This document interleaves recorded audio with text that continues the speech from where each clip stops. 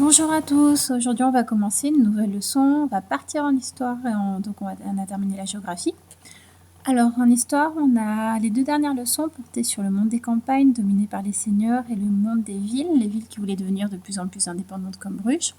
Et on va faire un zoom sur le royaume de France avec l'apparition de ce qu'on appelle l'état monarchique, d'où le titre de la leçon que vous voyez sous les yeux.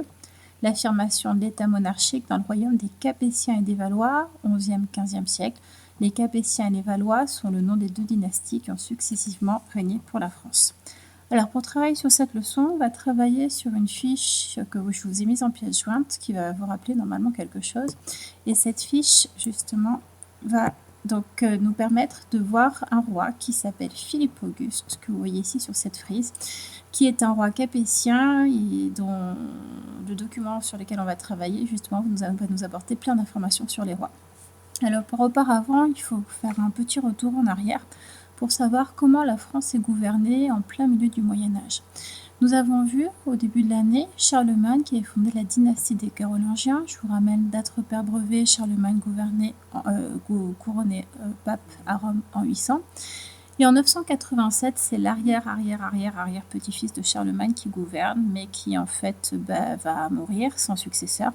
Et les grands seigneurs du royaume veulent à tout prix quand même élire un roi. Et le roi qui va être élu, c'est le seigneur d'un petit royaume qui est au nord de la France, dans une région qui s'appelle l'Île-de-France, qui s'appelle Hugues Capet. Et Hugues Capet va donc devenir le roi de France. Il n'a aucun pouvoir, la seule chose qu'il a, c'est qu'il est sacré roi. Dans la cathédrale de Reims. Alors pourquoi la cathédrale de Reims? Parce qu'en 496, c'était dans cette ville que le premier roi de France, Clovis, avait été baptisé. Et depuis, c'était une tradition, tous les rois de France se faisaient sacrer à Reims. Et donc à l'époque sur laquelle nous allons travailler, donc Hugues Capet, qui a fondé la dynastie des Capétiens, est mort depuis longtemps, et nous allons voir ce jeune roi qui s'appelle Philippe Auguste. Alors pour travailler dessus, donc tout ceci dans le cadre du Grand 1, comment les premiers Capétiens s'imposent-ils face au Seigneur, on va travailler sur un très vieux livre qui date du XVe siècle, qui est un livre qui fait à peu près donc une centaine de pages. Et dans ce livre qui s'appelle Les Grandes Chroniques de France, c'est-à-dire les grandes histoires de France, on va trouver donc une composition bien particulière. Alors, ce livre, c'est un livre qui coûte très cher. Il a demandé beaucoup de temps pour être réalisé. Et c'est comme le livre qu'on avait vu sur les enluminures de la vie des paysans. En fait, c'est plutôt un livre d'ornement qui, finalement, peut être destiné à être lu. Vous avez sur le côté un décor qui va permettre justement d'embellir la page. Vous avez à chaque fois une miniature, une enluminure, et vous avez un texte qui va vous raconter des histoires ainsi qu'une lettrine ici. Là, vous avez la lettre A qui correspond à la première lettre du texte. Alors, que raconte ce livre, Les Grandes Chroniques de France? En fait, ça va raconter l'histoire des rois de France depuis que Hugues Capet a pris le pouvoir. C'est un livre qui a été donc écrit par un inconnu, on ne sait pas qui a raconté toutes ces histoires, mais par contre, ce qu'on sait, c'est que toutes les enluminures ont été faites par un très grand peintre du XVe siècle qui s'appelle Jean Fouquet. Et ce livre, en fait, a été fait en 2 parties.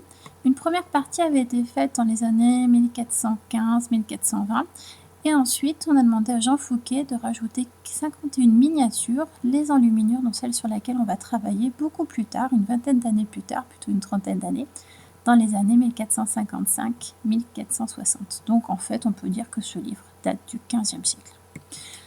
Alors à chaque fois, donc voici la composition dont je vous ai parlé tout à l'heure. Et cette composition va se retrouver sur presque toutes les pages. Systématiquement, on aura donc une enluminure, donc le décor, et le texte sur le côté avec la lettrine. Alors, on va travailler plus précisément sur cette image et voir en quoi cette image justement illustre le pouvoir des rois. Alors, pour que ça soit beaucoup plus facile pour vous, surtout pour ceux qui ne peuvent pas photocopier, j'ai mis des numéros qui justement vont nous permettre justement de nous repérer là-dedans. Donc, quelque chose que je vous ai déjà dit tout à l'heure, on est dans la cathédrale de Reims, une cathédrale qui date de la même époque que Notre-Dame de Paris, qui est construite en art gothique, et c'est dans cette cathédrale que traditionnellement tous les rois de France vont se faire sacrer. Où est le roi? Le roi, tout simplement, c'est le personnage le plus important. Donc, comme Justinien sur la miniature qu'on avait vue tout en début d'année, il va se trouver donc tout au milieu, ici, à cet endroit-là. Il est en position de prière. Il est à genoux. Alors, Peut-être que ça va vous rappeler quelque chose qu'on a fait en classe avec notre jeune chevalier qui est en train d'être adoubé. C'est exactement la même position. Le roi est en position de prière, puis finalement, on peut presque dire qu'un sacre, c'est un adoubement. Il y a plein de personnages importants qui sont là. Ici, on a des personnages avec des espèces de trucs bizarres sur la tête, ça s'appelle des mitres, et ce sont des évêques et des cardinaux. Et en fait, ce sont eux qui vont sacrer le roi au nom de Dieu, puisqu'ils font partie du clergé qui représente Dieu sur terre, et c'est Dieu qui donne son pouvoir au roi directement. Et je vous rappelle, on est au Moyen-Âge, quiconque justement ne respecte pas Dieu part directement en enfer. On ne respecte pas Dieu, on ne respecte pas le roi, on part en enfer. C'est un moyen de se faire respecter.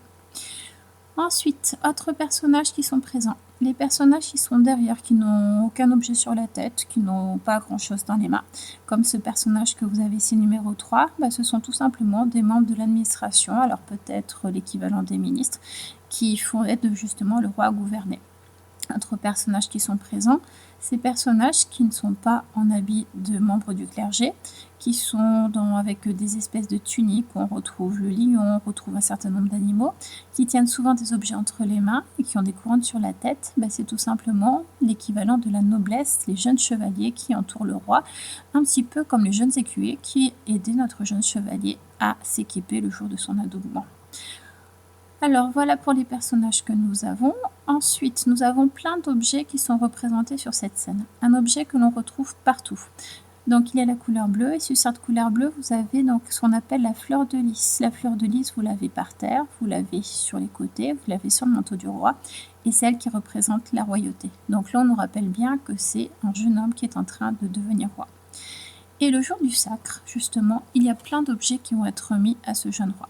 Premier objet qui symbolise le pouvoir sur terre, ici, la couronne. Deuxième objet qui va montrer que le roi est un roi chevalier, il est ici sur la droite, elle est brandie fièrement par donc, un membre de la noblesse, il s'agit de l'épée. Et après, vous avez deux instruments très importants qui se situent ici sur la droite. Vous avez un instrument qui tout au bout a une main avec deux doigts levés. C'est ce qu'on appelle la main de justice. Et ici, vous avez le sceptre tout simplement. Attention à l'orthographe, S-C-E-P-T-R-E. L'épée indique que le roi va défendre son royaume. La main de justice, que c'est lui qui va rendre la justice dans le royaume. Et le sceptre, exactement comme la couronne, tout simplement qu'il est le grand chef à bord. Donc là, on est dans une scène qui est très codifiée. Elle est tellement codifiée qu'en fait, c'est-à-dire qu'elle a des règles bien précises, que vous avez le personnage qui est ici au milieu, qui tient une espèce de livre, qui est un livre chrétien, mais dans lequel on trouve tout le rituel à faire justement, à accomplir le jour du sacre d'un jeune roi. Alors, comment se passe le sacre ? Le sacre, il y a des étapes qui sont très ritualisées. De tous les rois, ça se présente de la même manière. Il y a une espèce de petit flacon que vous avez ici, qui est représenté, qu'on appelle la Sainte Ampoule. Alors, d'après la tradition, cette Sainte Ampoule aurait été apportée par une colombe, justement, le jour du baptême de Clovis, le premier roi. Et cette Sainte Ampoule, à chaque fois qu'un roi était couronné, on la ressortait et on prenait l'huile qu'il y avait à l'intérieur pour la mettre sur le front du jeune roi qui allait être couronné. C'est ce qu'on appelle l'onction à cet endroit-là. Simplement, dans cette Sainte Ampoule, donc, il y avait de l'huile, et on peut se demander comment au fur et à mesure l'huile ne diminue pas, mais à chaque fois c'était magique, cette huile se remplissait toute seule. Et ça va tellement être magique que vous verrez quand vous serez en 4e qu'il y a la Révolution française où justement le roi Louis XVI a perdu la vie, les rois de France ont disparu, mais qu'après la Révolution, il y a de nouveaux rois de France qui ont été mis en place. Et comme par hasard, le jour du sacre du premier roi de France après la Révolution, on a retrouvé la Sainte Ampoule avec encore de l'huile, alors que bien entendu, la vraie première Sainte Ampoule avait disparu, et l'huile, au fur et à mesure, devait être renouvelée sans doute en cachette. Donc, autre étape, après l'onction, où on met de l'huile sur la tête du futur roi, on va lui remettre les vêtements et les insignes royaux, c'est-à-dire la main de justice, c'est-à-dire le manteau avec la fleur de lys. Étape suivante, on va le couronner roi. Et dernière étape, le baiser de la paix et de la fidélité des grands vassaux du Seigneur. En fait, si on regarde bien, exactement comme pour toutes les étapes d'un adoubement, à chaque fois qu'on devient roi, il y a des étapes nécessaires à respecter. Et là, c'est l'une de ces étapes qui a été représentée par Jean Fouquet.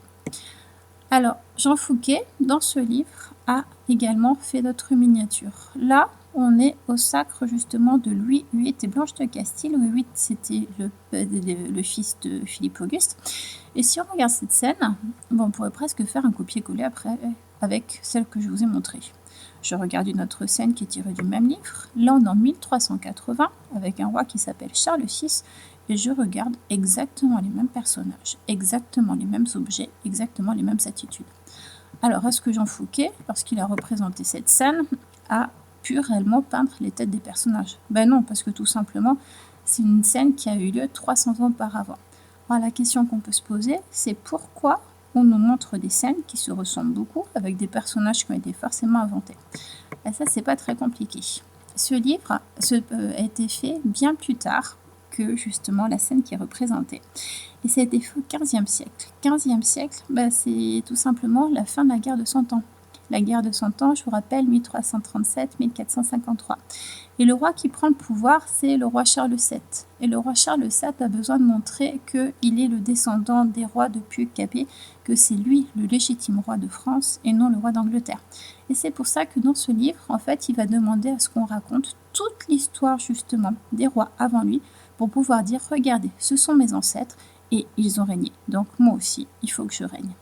Donc le but de cette miniature, de cette enluminure, c'est de montrer justement le pouvoir du roi Charles VII. On est au XVe siècle et il veut montrer qu'il est le descendant de toute une dynastie de rois, donc depuis le premier qui s'appelait Pieux-Capet. Voilà, il ne vous reste plus qu'à mettre tout ça sur votre fiche et vous aurez aussi la correction en pièces jointes. À bientôt!